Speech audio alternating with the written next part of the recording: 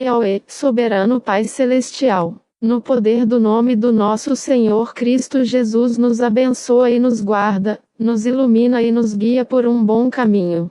Aleluia. Aleluia. Amém. Estudo bíblico.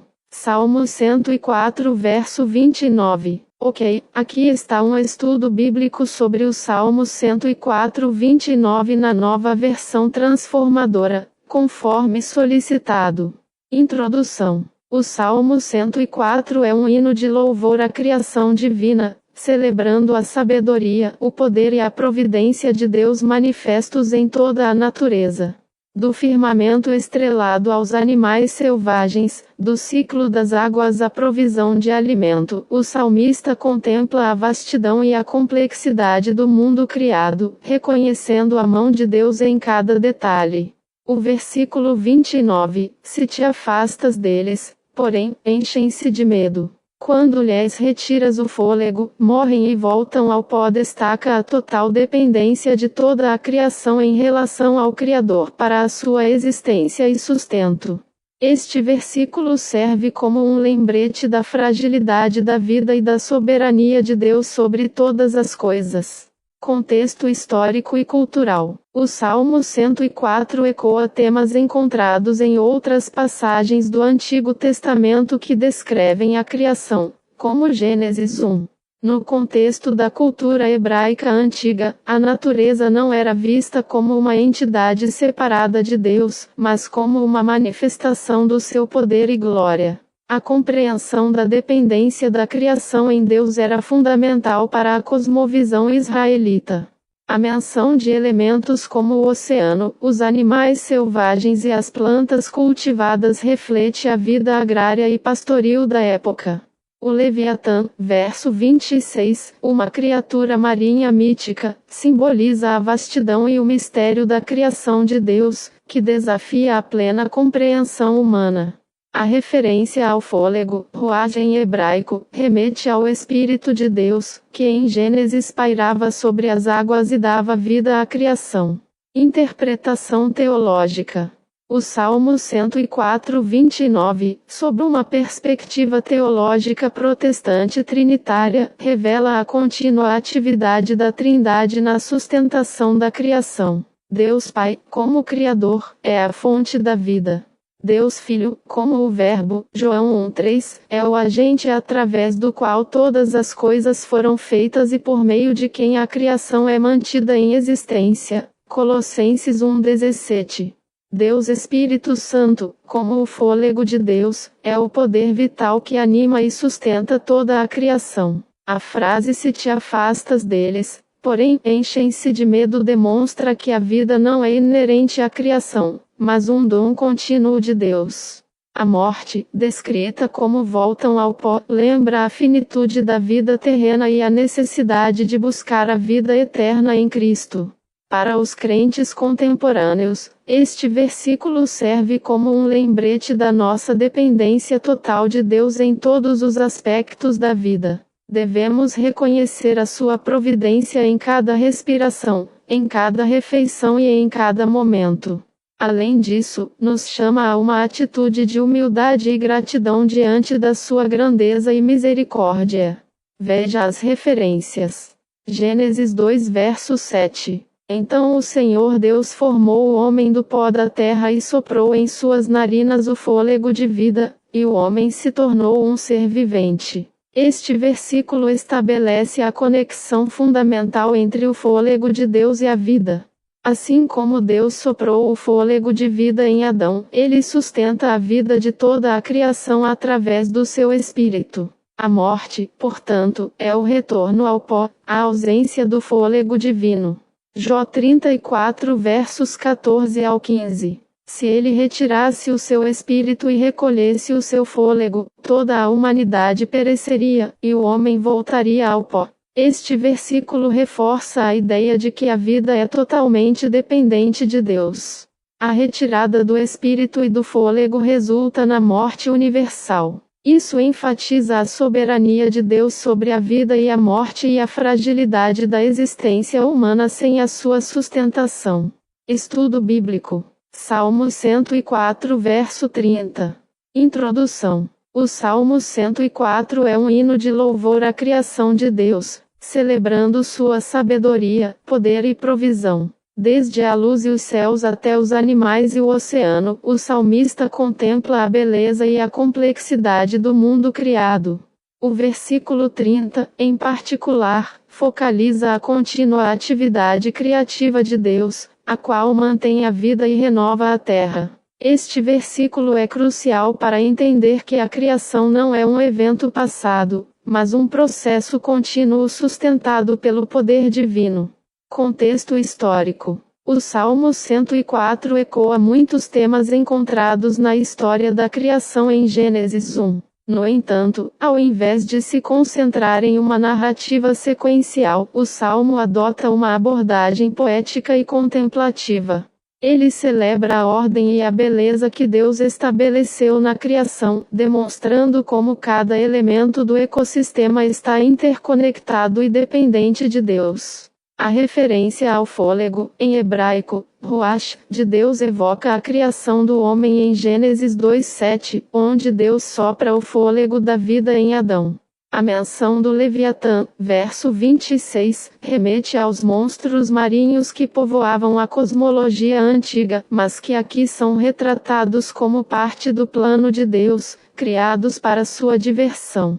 A menção do homem indo trabalhar até o entardecer, verso 23, mostra um mundo ordenado e pacífico, mas reflete o relato da queda, no qual o trabalho é visto como uma atividade necessária mas às vezes frustrante. Interpretação. Do ponto de vista teológico protestante e trinitário, o Salmo 104:30 aponta para a ação do Espírito Santo como o poder criativo de Deus. O fôlego, ruach, é frequentemente associado ao Espírito Santo na Bíblia. Assim, este versículo pode ser interpretado como uma referência à ação do Espírito Santo na criação e renovação contínua da vida na Terra. O versículo também se relaciona com a doutrina da sustentação, em que Deus não apenas criou o mundo, mas continua a sustentá-lo e a mantê-lo em existência. Colossenses 1:17. A aplicação para os crentes de hoje reside na compreensão de que a vida e a criação são dons de Deus. Devemos, portanto, ser mordomos responsáveis da criação, cuidando do meio ambiente e reconhecendo a presença e o poder de Deus em todas as coisas. Também nos convida a reconhecer a obra redentora do Espírito Santo em nossas vidas, renovando nossos corações e nos capacitando para uma nova vida em Cristo. 2 Coríntios 5:17. Veja as referências. Gênesis 1 verso 2. E o Espírito de Deus pairava sobre as águas. Este versículo estabelece o papel do Espírito Santo, Ruach Elohim, como o poder criativo que estava presente desde o início da criação. Assim como o Salmo 104:30 descreve o fôlego de Deus renovando a face da terra, Gênesis 1:2 revela o Espírito pairando sobre as águas, preparando o mundo para a ordem e a vida que Deus estava prestes a criar. A conexão entre os dois versículos enfatiza a natureza ativa e essencial do Espírito Santo na criação e renovação. João 3 versos 5-8. Jesus fala sobre a necessidade de nascer da água e do Espírito para entrar no reino de Deus. Ele compara o Espírito ao vento, que sopra para onde quer, e ninguém sabe de onde vem nem para onde vai. Isso ressalta a ação misteriosa e poderosa do Espírito Santo na regeneração espiritual, assim como o Salmo 104:30 destaca sua atuação na renovação física da terra. Ambos os versículos mostram que a vida, seja física ou espiritual, é um dom de Deus através do Espírito Santo. Estudo bíblico. Salmo 104 verso 35. Introdução. O Salmo 104 é um hino de louvor à criação de Deus, celebrando a sua sabedoria, poder e provisão manifestos em toda a natureza. Desde a luz e os céus até os animais e o oceano, o salmista contempla a beleza e a complexidade do mundo criado, reconhecendo a dependência de todas as criaturas em relação ao Criador. O versículo 35, que encerra o salmo, apresenta um contraste marcante. Uma invocação para que os pecadores desapareçam da terra, seguida por um renovado chamado ao louvor. Essa aparente contradição nos convida a refletir sobre a justiça de Deus e a sua soberania sobre toda a criação. Contexto histórico. Embora a autoria específica do Salmo 104 seja desconhecida, ele se encaixa no gênero dos salmos de louvor e sabedoria, comuns na literatura hebraica. O salmo ecoa temas presentes no relato da criação em Gênesis 1, mas com uma ênfase maior na beleza e na funcionalidade do mundo natural. A menção de elementos como o Leviatã, verso 26, e os animais selvagens, verso 11, 18, 21, reflete a familiaridade do autor com o ambiente natural da Palestina. O contexto cultural da época valorizava a ordem e a harmonia na criação, contrastando com o caos e a desordem associados ao pecado. A invocação contra os pecadores reflete a preocupação com a justiça e a busca por um mundo onde a retidão prevaleça. A referência aos perversos, ímpios, no versículo 35 também se alinha com a linguagem comum dos salmos, que frequentemente contrastam os justos e os ímpios. Interpretação. A invocação para que os pecadores desapareçam da terra pode parecer dura à primeira vista, mas deve ser entendida à luz da justiça divina e da esperança escatológica. Em um mundo marcado pelo pecado e pela injustiça, o salmista anseia por um tempo em que o mal seja erradicado e a justiça de Deus prevaleça plenamente. Essa não é necessariamente uma maldição individual, mas sim um desejo por um mundo restaurado, onde a criação reflita a glória de Deus sem a mancha do pecado. Do ponto de vista teológico protestante, o versículo 35 aponta para a necessidade de arrependimento e fé em Jesus Cristo como o único caminho para a salvação.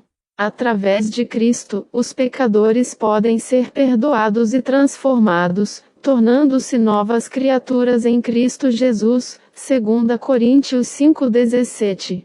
A justiça de Deus é manifestada tanto na condenação do pecado quanto na oferta de redenção através do sacrifício de Cristo. O chamado final ao louvor: todo o meu ser louve o Senhor. Louvado seja o Senhor. Ressalta a importância da gratidão e da adoração em resposta à bondade e à misericórdia de Deus. Mesmo em face da realidade do pecado e do sofrimento, os crentes são chamados a louvar a Deus por sua fidelidade e por sua promessa de um futuro glorioso, onde a justiça e a paz reinarão para sempre. O louvor não é apenas uma resposta emocional, mas também um ato de fé e de esperança no poder transformador de Deus. Veja as referências. Apocalipse 21 verso 4. Ele enxugará de seus olhos toda lágrima. Não haverá mais morte, nem tristeza, nem choro, nem dor, pois a antiga ordem já passou.